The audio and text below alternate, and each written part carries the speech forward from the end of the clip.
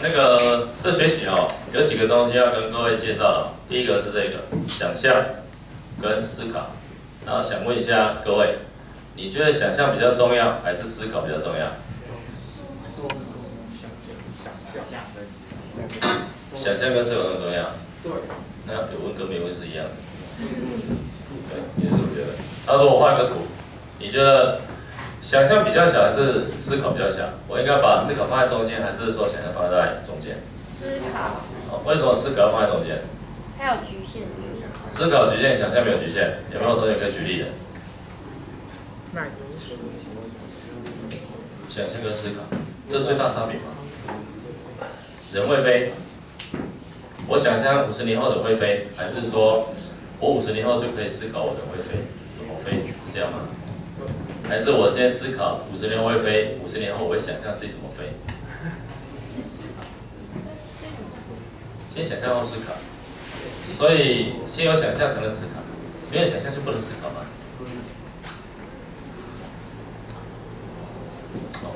好，接下来给各位看了一个短片的影片，好不好？看完之后我们再来讨论一下那个我要介绍的议题，大概是这样。这两部了啊，这两部嘞，那个它有几个状况啊，我们先来看一下这一部。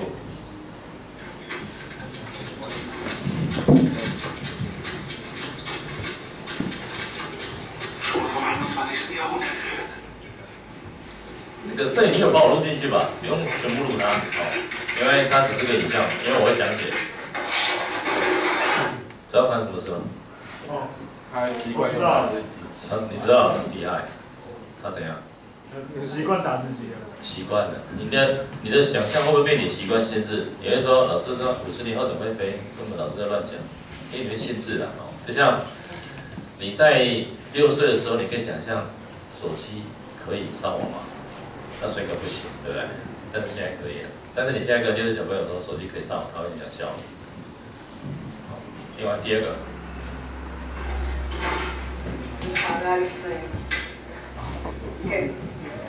这个，请问谁在想象，谁在思考？这个在想象，还是在思考？他在思考什么？跟他像不像？是吗？这个时候，他就先想象像吗？还是在思考？想象不像，像想象也不像。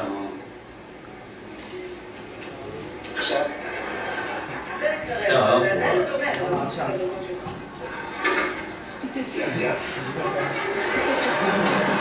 当然，就过关了。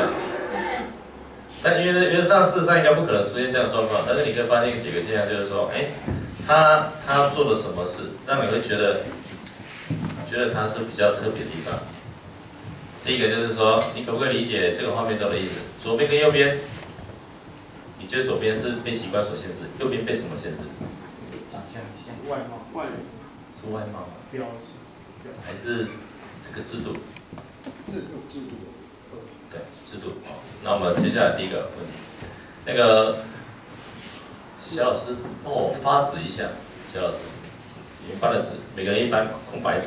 这个东西哦，等一下要请各位去想象跟思考一下哈。那这个你搞不好会做过了。他如果做过的话，当然是你就了解；他如果没做过嘞，你就不知道说这个到底要做什么。这边有9个点，如果我要4条直线画下来，然后它应该怎么画，而且不能断掉。4条直线知道吗？有没有同学愿意来画的？然后你的纸张啊。请你帮个忙，上面写上班级重要姓名，然后第1题、第2题、第3题。第3题我会到时候请各位画个框框哦，所以第3题我们应该今天做不到了。第1题到时候请你画9格，所以你要控制一下它的图的间距，这样可以吗？所以第1题的位置大概是1/4的位置，然后它有10个项目要写，所以你可以。左边写5个，右边写5个，可以吗？然后第2题会有一个5个小问题，那就写在这一张，这样对吧？好，这是我们第一个作业。这个有没有同学想上来分享？如果4条直线要画的话，你要怎么画？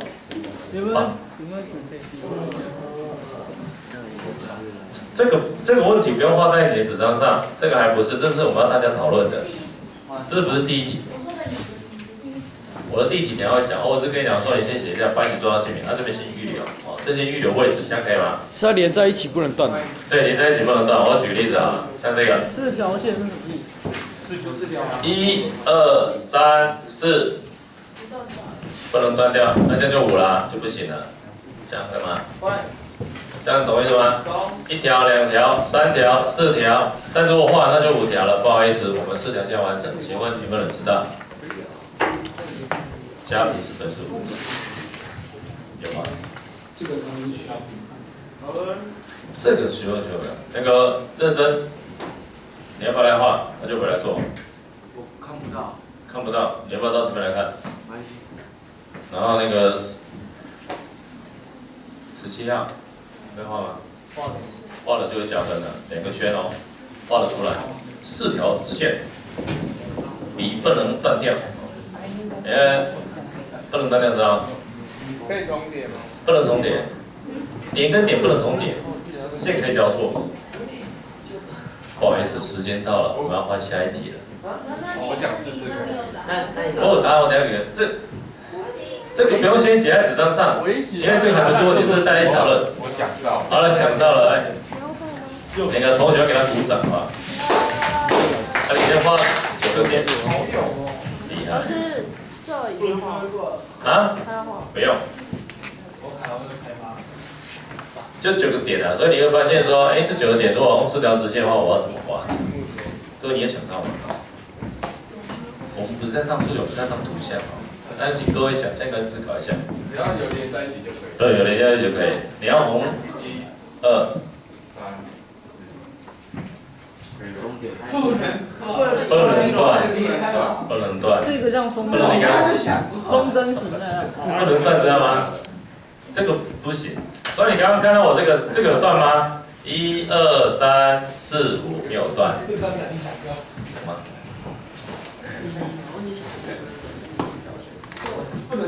不能断。风筝型。风筝型不能断。只能4条。对。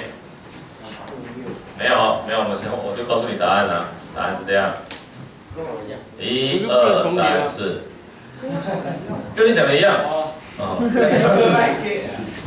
它的状况在哪里？因为我画一个框框，对不对？画一个框框，你只会在前面画，你不会把这个线这样延伸，你懂我意思吗？所以你刚刚被这样限制住了，有问题。啊，这个某些大企业都会考这一题，所以你上了美术课你赚到，为什么？因为如果你去应征，你看到这题题目你就会了。那现在叫做进阶版，如果有3条线，可不可以完成？一样的限制吗？对，一样的限制。3条线，知道了举手加分哦。3条线，我们对3条线。那个，金英有想到吗？没有。小老师。一个例子。我不要挡到。我已经把我头发理成这样就不会挡到，就不是挡到的，有吗？通常想太久就想不出答案了，所以我就告诉各位答案。可以吗？公布答案，公布答案。其实我们要沉淀一下，不要马上告诉你答案，你会被依赖。老师答案是什么？我们把它背下来就好，那你就错了。我们要创造问题。因为我们下学期的课大家都变进阶了，所以老师要帮你设计的东西这样子，我把圆圈放大了，剁掉，这样可以吗？你把问题改变了，我把圆圈变大，有啊，偏远道啊，有白白的，有白白的。我只说只能用连续的线，我没有说题目不能改变哦，没错吧？我记得大学的时候，那个老师出题目，然后他总共出10题，1题10分，最后一题他没有出，他就空在那里。